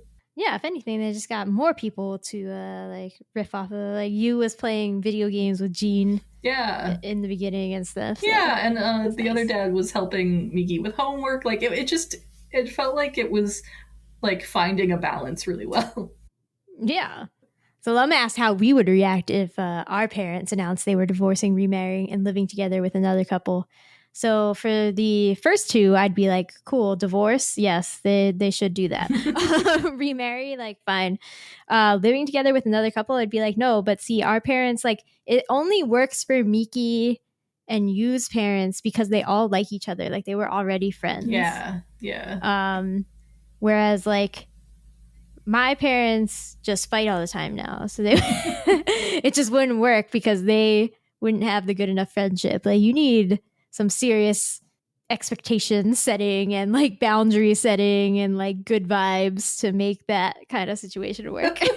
Yeah, definitely. Like I mean, I think I would definitely be surprised if my parents came to me with this revelation of their life change, but I think ultimately I'd accept it, especially if it like didn't change my life too much and they were all happier for it. But yeah, it's definitely an odd thing to think about. I do think that like their dynamic as parents really fits with like the people I know who are in like polyamorous relationships, where like they are the best at communicating. Like they are so good at it. You have to be, or it gets bad quickly. So like they seem to be living their best lives. Yeah, I was like, they're good. I don't trust most people in my life to be that good. Yeah. Even myself, I would be like, I would fail at a polyamorous. Yeah. It would be so difficult. I'd be like, I am way too like possessive of people and their time. It just wouldn't work. It wouldn't work. It's bad. So thoughts on the stretched meaning of Marmalade Boy's title? Yeah, so this was where, when she originally had it as like the gender swapped version, it was supposed to be describing the like Miki boy who was just very like sweet and nice, like Marmalade. And then, but she refused to like give up on that or call it Marmalade Girl or whatever when she changed the gender. So she changed it to be like, it's about you because he's got like the bits of marmalade that are bitter, and he's like sweet on the outside but bitter inside. It felt very forced to me. It was definitely it helped me know in the beginning that like Yuu was endgame though, because I was like, it wouldn't be called this thing, it wouldn't be called Marmalade Boy if Yuu wasn't ultimately like the partner. I also like, yes, I agree that the reason for it is weird and strange at this point, but it's such a like distinctive title that I understand why she wouldn't have wanted to give it up. Yeah, it definitely has a good ring to it. I just wish that she'd come up with like a better rationale, maybe. Yeah, for sure. So, we talked about this for a bit, but incest scare subplot. Did we really need it? Better resolution than the original planned ending?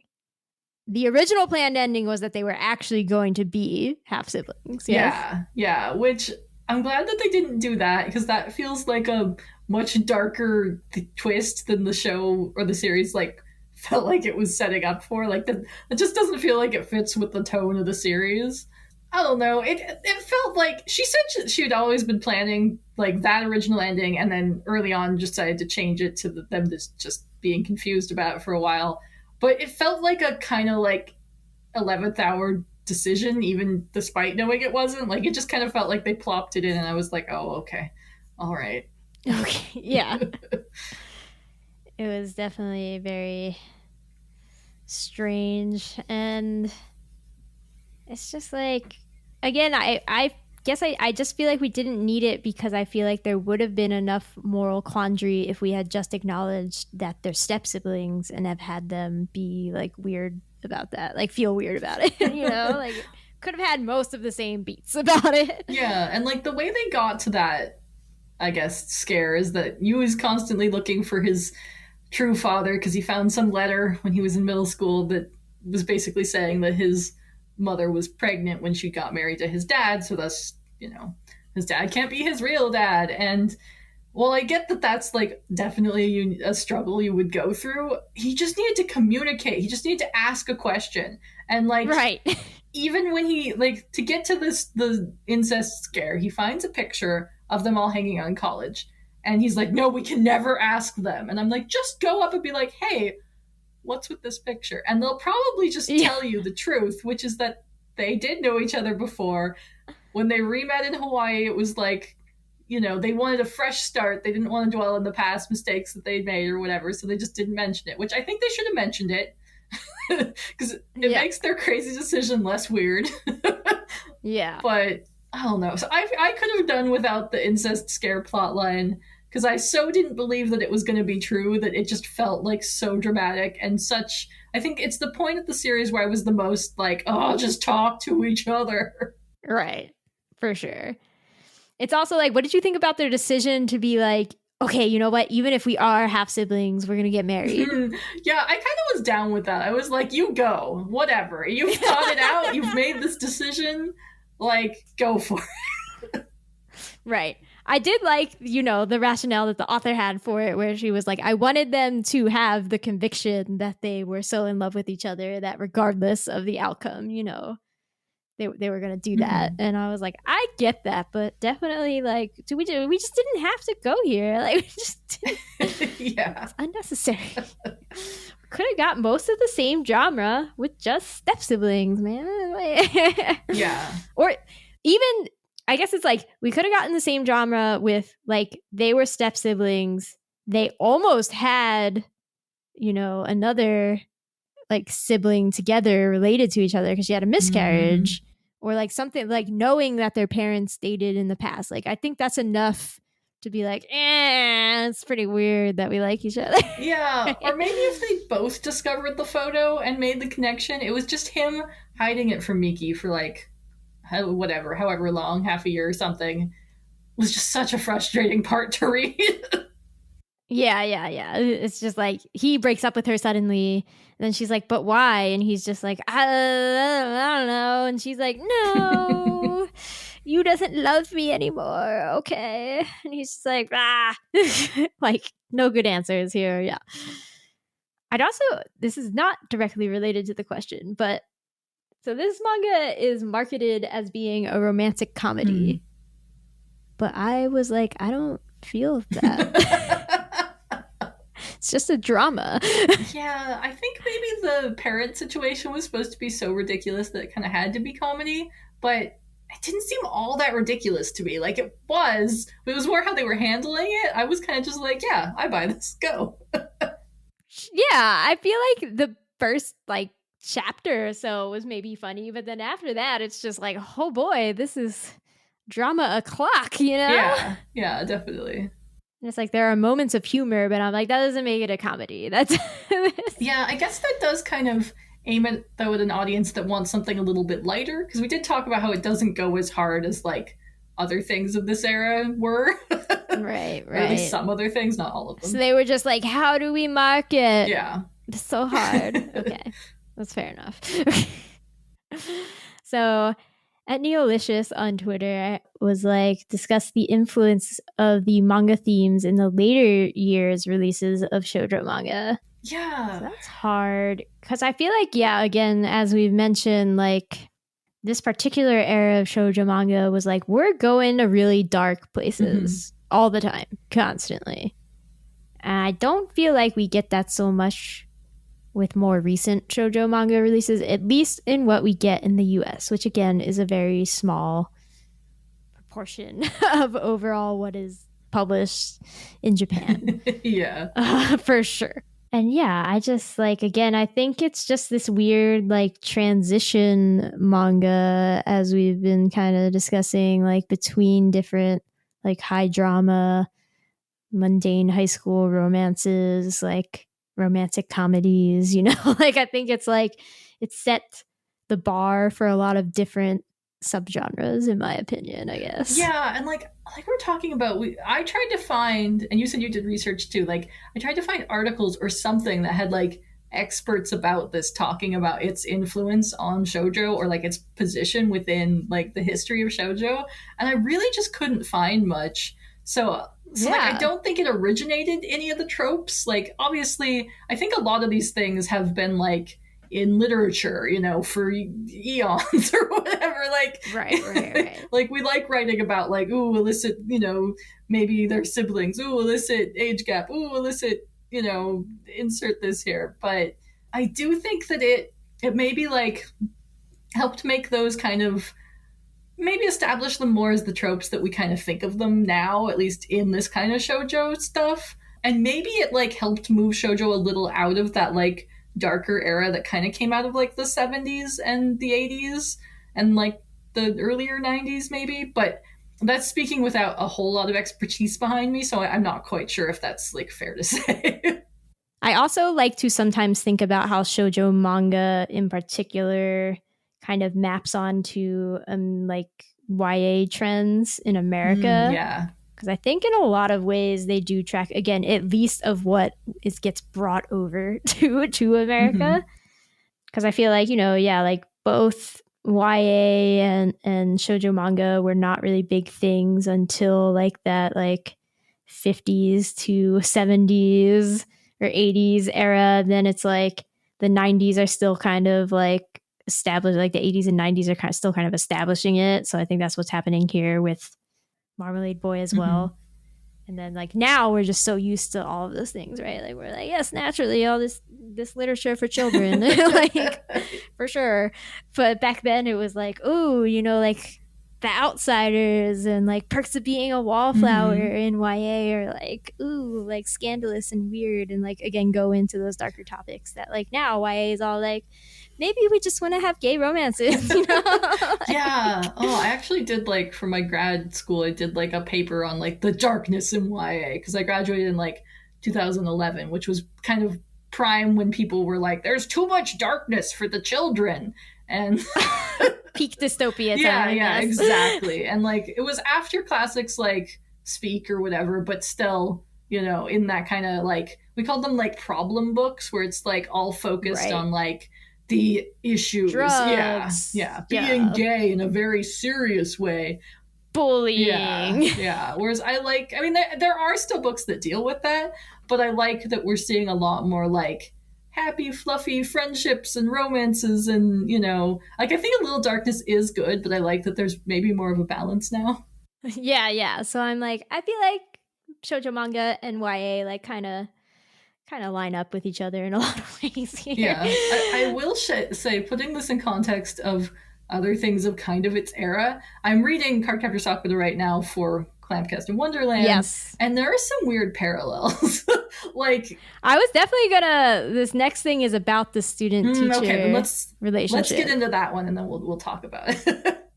Yeah, because I was like, I feel like that maps on really well to Sakura. Yeah. Unfortunately.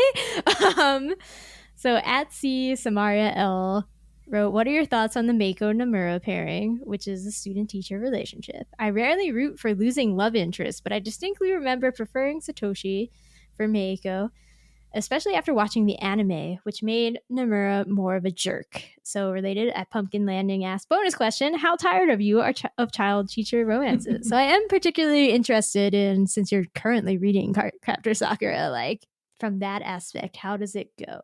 Like, how does this feel? Yeah, and like Clamp's a little infamous at this point for having these age gap relationships, especially the like teacher-student ones, which I think the biggest one is in Cardcaptor Sakura, where Sakura's in elementary school. One of her little friends is like maybe engaged like to their teacher, and it's really secret, and she definitely like loves him and he seems to like her, and it's a little but I don't know, what usually keeps me from being too grossed out by this stuff is these are usually written like from the perspective of women, and it really feels to me like maybe they had a crush on a teacher, or it's like this kind of wish fulfillment from like the girl's perspective, not this kind of creepy like predatory perspective, which doesn't make it good necessarily, but makes it understandable. Yeah, it makes me less creeped out. And like in Marmalade Boy, all the relationships are ridiculous. Like you don't really expect, like you were saying, you wouldn't expect many of these things to happen in one lifetime, let alone in like all at once.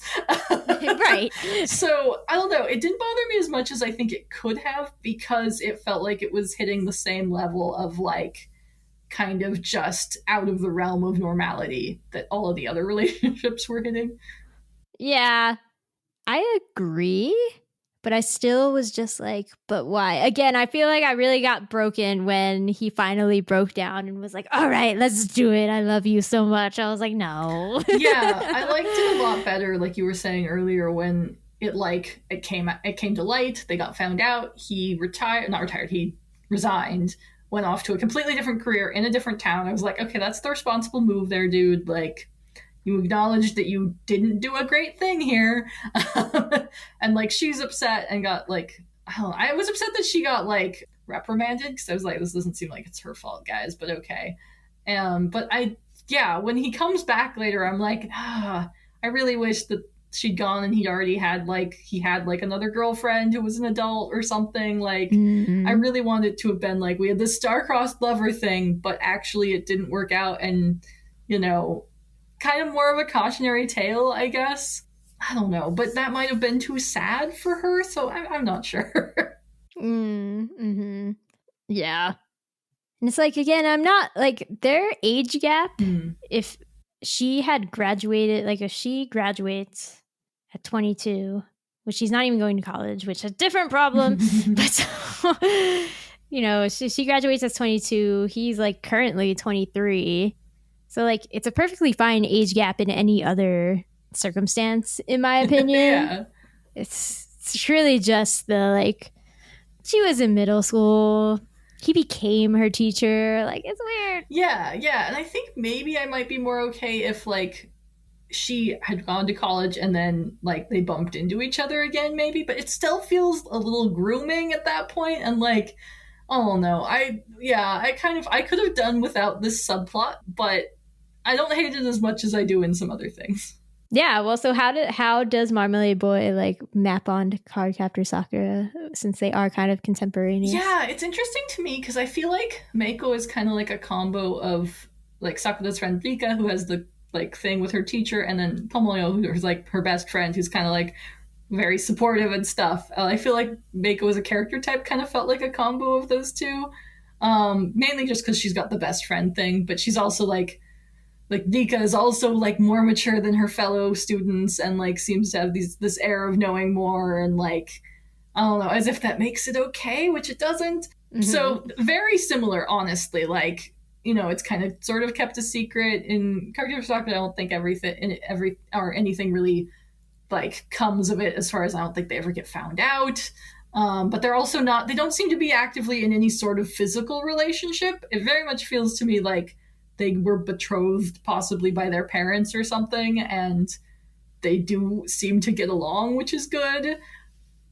But doesn't seem like he's actively trying to do anything, which again doesn't make me love the situation, but it could be worse. You're like, it could be worse. Yes. Yeah. Whereas at least in Marmalade Boy, like she's closer to his age. At this point, she's in high school. He is a young teacher. Like, it's not great. And I really think I would have liked it better if it had just been like a kind of unfortunate thing she experienced and had to get over and not a thing that was endgame for them. But I don't know. We can talk about that more when we talk about like Shipping Corner or whatever. Yes. Oh my gosh. So to end this out, more of a comment than a question. Marmalade Boy has always been what I think of as a quintessential shoujo manga.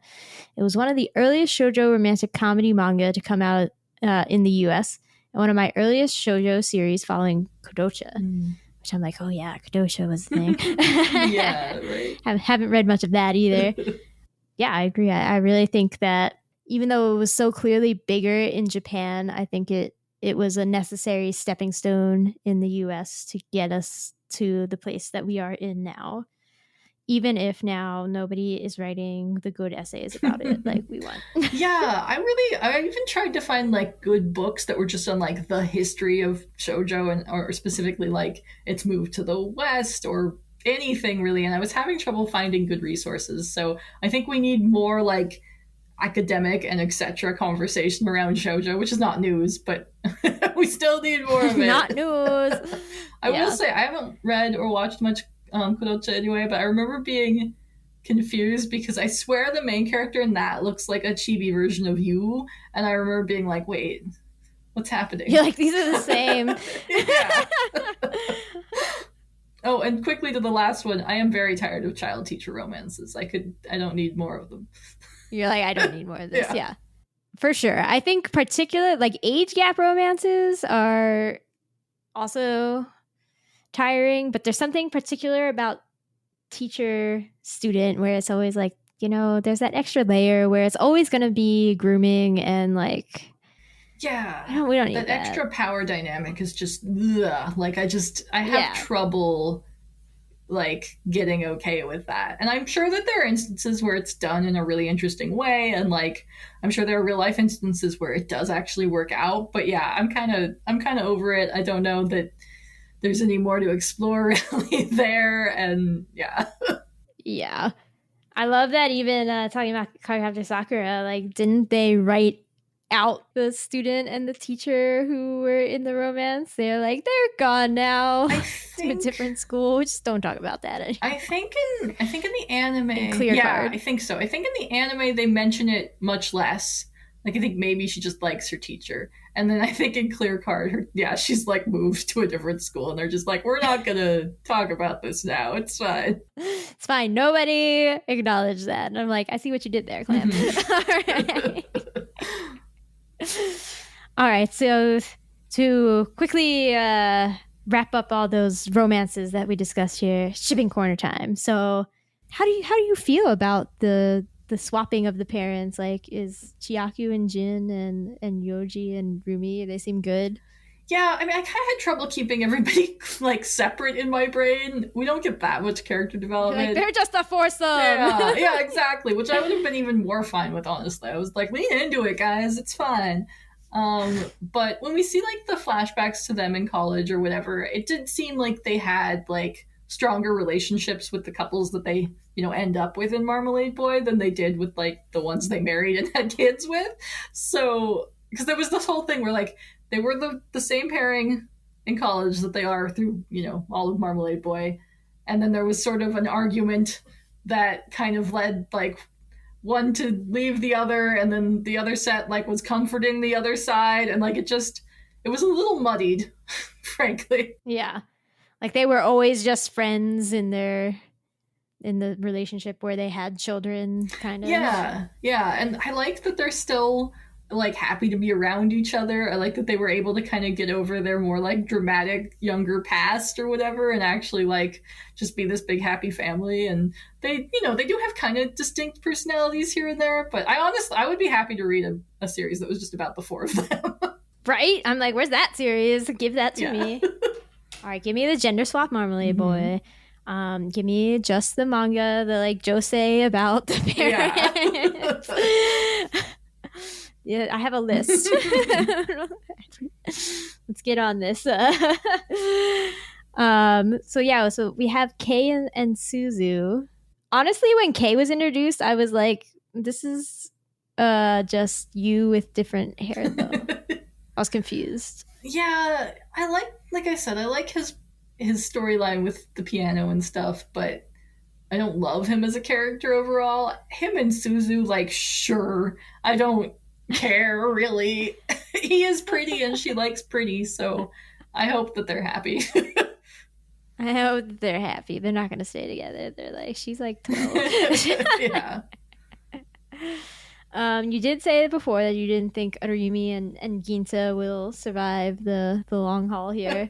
Yeah, maybe just me being a cynical person where I'm just like, not these many people who get together in high school are going to stay together. Like, sorry, guys. Maybe it will work for one pair of you. My friends, I have quite a few of them that are together with people who they either were dating in high school still or they like at least knew from high school. So I'm like, okay. Right. Not all of you can't survive because that's not how it works, but like maybe more of you than I think can survive. No, I'm just worried they don't have like a great basis for their relationship. Like, no. We'll see. I mean, we probably won't, but that's the next manga we need. Arumi and Ginta. No, I also I'm like, what does Arumi see in Ginta other than like the comforting? Like they have more of a relationship like the parents or something. Yeah, they just didn't have that much in common except for this like heartbreak over the other two. So I don't know. I don't know. This is what I get out of cis hetero relationships these days anyway. I'm like, do they ever have anything in common? What do they do with each other? I don't understand. What's going on? What's up? I don't understand. Meiko and Namura do get married. Yeah. Would you have liked it more if she just stuck with the like romance with him? Like now it's like when they get divorced, there's all these like legal things. Like marriage is just like a legal thing. Yeah, I do wish that at the very least she just moved there to be with him and like, I mean, I guess she says she will be going to school at some point, but she does not seem to care. Like that seems to be a thing he's pushing. But I mean, I guess in her defense, she's like, if I'm going to be a really successful writer, I don't technically need school. And I'm like, well, yeah, if you are actually successful, I guess that's true. But also, extra knowledge is always good if you're going to be a writer. But I think I would be more okay if she hadn't given up on her, like, I don't believe in marriage thing so quickly. You know, like, I'm fine with her growing out of that you but it felt like too fast. But maybe it was just... I also used to be like that. I was like, marriage is dumb. you just end up divorced anyway. It's just it has nothing to do with love. And now, like, obviously I'm married. Like, but that took like 16 years, you know? Yeah, and I think it takes a lot of like redefining what you think marriage is as opposed to like what society necessarily tells us or whatever. Yeah, I mean, maybe it was just too much for them to have in this manga that she just goes and lives with him without being married to him. I would have liked it more if she just went there and maybe didn't immediately marry him. I hope that they're happy. Right? Like, I'm like, you could have waited to get married. yeah, and like taking it at face value, they seem like they are happier together. I have concerns, but yeah. Yeah. I don't know. I'm just like, how is her novelist career going in this hellscape of publishing we now live in? Right? Yeah. Yeah. Plus, I think right after this came out, there was like the recession that made it much harder in Japan to do lots of creative pursuits. So, I don't know. Yeah. It's one of those things where I'm like, because I work in this industry, I'm like failing to suspend my disbelief in this regard, I think. Yeah, same. I have trouble not being like, that's not how that works, girl. That's not how this works. Anyway, you and Miki, do you actually like them? Yeah, I think they're okay together. Like, I honestly am not like wildly in love with any of the couples. Like, they're fine. I don't dislike them. I think they, at least like we see them go through a good amount of stuff that I think that like the relationship does seem strong and able to like withstand issues and like kind of figure out what makes each other jealous and what not, and how to like trust each other better, and hopefully how to communicate better. So I think they're gonna be okay. I'm just like, I guess I just don't quite see like why they like each other so much. Yeah. Like, Yuu decides that he's in love with Miki in chapter like 2. And he's like, it's just because you're so open. And I'm like, is she really that much of an outlier? Like, I mean, I guess of this cast that we are presented, where like you see, it's bad. where you can't like just ask a question about who his real dad is, where Ginta can't just admit for a year or two that he also likes Miki, or where Meiko is having like an illicit relationship with a teacher that you can't speak of. It's like, sure, I guess Miki really is refreshing in that gray clouds of everybody else, but Yeah, feels very weird. And then like, what does she like about you? Like, yeah, he's just got that mysteriousness going on, and like, I don't know.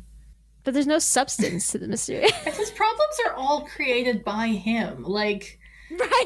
Exactly.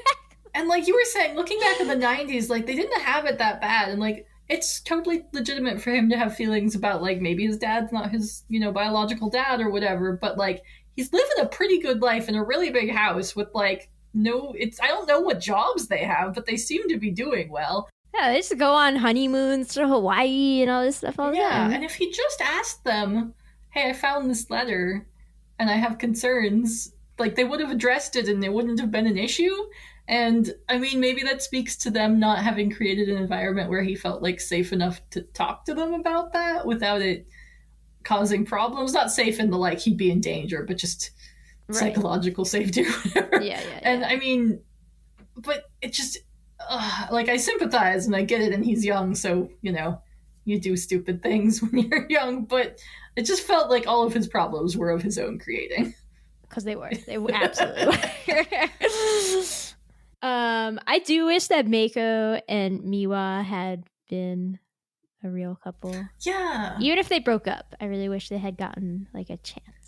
Yeah, same. And he's the Satoshi that got mentioned earlier too. Like, he seems so much more supportive of her actual like goals and stuff. And maybe it's just that we don't get to see her and Namura that much because it's, kind of a secret relationship that we don't really see happening much until it, explodes. But yeah, Miwa just seems like, and I just like him, so I may be a little biased. Like, I like him and Meiko are like my favorite characters in the series, so I'm like, of course they should be together. They were great. Yes. I just, yeah, I don't know. I also really used to be into this dynamic where like he's kind of pushy, but like is really sweet and like very persistent. But again, as you said, he's like better at knowing where the boundary is and like coming up to it, but not quite crossing over it. And I'm like, yes, I used to be so into that character. And I'm like, yes, please, I want to. Yeah, although I think he does do one of the forced kisses on Meiko, if my count is right. But He does. He gets a little too pushy still, because the boundaries were not as, confined in the 90s, I guess. Like, yeah. The boundaries were larger. And I think that this, as a trope, was more like scene romantic, because I think that's how I saw it when I was a kid. Like, especially the like sleeping kiss, I was more like, oh, he likes her, and now I'm like, oh god, don't do that. Stop. Yes, exactly. Yeah. Like that Psychology Today article that's been going around recently about how cis het men have trouble finding women to date because we have higher like standards of healthy relationships, and everybody just keeps making fun of that on Twitter. It's like that. Yeah, it's like that. I also maybe would have liked to see Miki and Ginta actually like get together, at least for a brief stint, since they did mutually like each other, and then Yuu just came in here with all his like created problems of his own stuff, and I'm like, no. Yeah, it's possible maybe it happens different in the anime, but I had really felt like I remembered them dating for a while, but like she did date Ginta, and so maybe it happens in the anime, and then they break up, and then she goes to Yuu, but like, I don't know, I feel like that would have made me feel like there was more closure with that relationship with him if they actually tried it and it didn't work. Right? Yeah, because this way we're always just, but would it have been better? Like what would they have been like? Yeah. And I mean, I don't know that she'd have been more happy with him or whatever, but that's not the point. Yeah. I would have liked to at least see it and then have the chance to like fail, and then she goes to Yuu instead of it just being all, her decision, which I mean, obviously she can make whatever decision she wants, but I would have liked to have seen it actually like tested out or something by then. Yeah. Like, not a big fan myself of being like, I'm just going on dates for experiments, which I know that people do, and like just to learn things, like, fine, you do you, but like I wouldn't do that. But in this way, I'm just like, it's not that, it's just I think they should have given it a chance, like, and seen how it would go. Yeah, although part of me is also like, he had his chance. She confessed to him like a year ago. Yeah, I'm not saying he's not silly, okay? Like, is that... Yeah, so part of me is like, he definitely also creates his own problems. Yes, yeah, and I mean, I'll give him the benefit of the doubt where he wasn't really expecting you to show up and him having like this rival for her love. Although apparently all of his guy friends like her, so I don't really know. Like, I don't know, but yeah, part of me is like, nah, he didn't deserve a second chance. He didn't deserve it. Okay, fine, fair enough. All right, well, I think we've exhaust Marmalade Boy, at least for now. So I'm sure somebody will come at us like, but you didn't bring up this thing. Okay, all right. Well, you know what? We recorded for 2 hours, so... In the anime, there is a little robot that she like records stuff on. That's cute. Okay, it's like a toy. Interesting. Well, yeah. So I think we're good here. So I'm gonna close it out. So everybody, thanks for listening to Shojo Tell. Comments, questions, constructive criticism, concerns. Need to tell us how much you are tired of teacher-student romances, or if you really like Yuu and Miki. Email shoujoandtell@gmail.com or leave a comment on the episode's YouTube page. We're at Shojo and Tell on Twitter, Tumblr, and Instagram. Lucy, where can people find you and your work on the internet? Yeah, so I'm on Twitter and like increasingly on TikTok at Lucy in Bookland.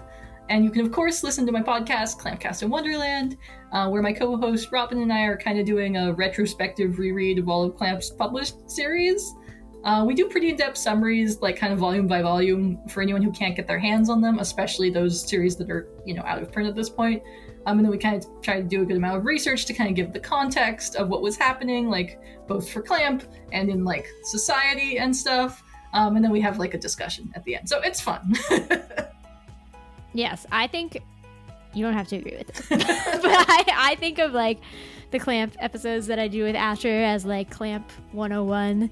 And then I'm like, CLAMPcast is like at least 200 level, if not 300 level, like English class, clamp lessons here. I think they pair well. Yes. Yeah, so are you excited every time you see a new episode from us? If so, please consider leaving a rating on Apple Podcasts. This will help the podcast reach more hearts, or at least ears. Thanks again for listening. We'll be back next time for Skullface Bookseller Honda-san. That's Halloween-y, right? That's actually a coincidental lineup at this point, and this is riding on Asher having time to read 4 volumes of manga now that he works kind of almost full-time and has school again. So, oops, I don't know, yikes, we'll see what happens. We'll be back for something. Until then, bye.